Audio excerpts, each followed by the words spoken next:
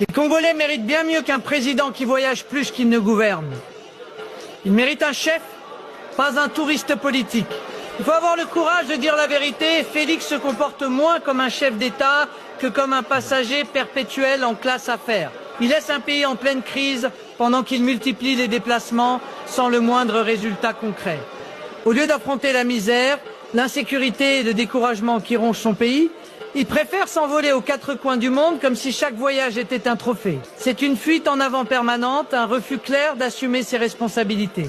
Pendant que les Congolais manquent de tout, lui ne manque jamais un avion.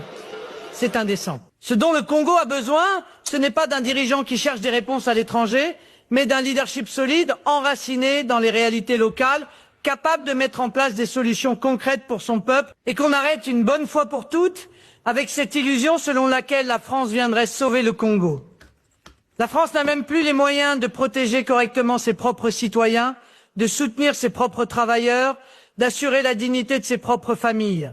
Nous faisons face à une inflation galopante, à une insécurité quotidienne, à des services publics qui s'effondrent. Alors imaginez que nous pourrions résoudre les problèmes gigantesques du Congo. C'est presque insultant pour les deux peuples. Le Congo souffre et lui se contente d'enchaîner les photos, les poignées de main et les discours vides. C'est une mascarade. Et le plus grave, c'est cette idée totalement déconnectée que la France viendrait miraculeusement résoudre les problèmes du Congo.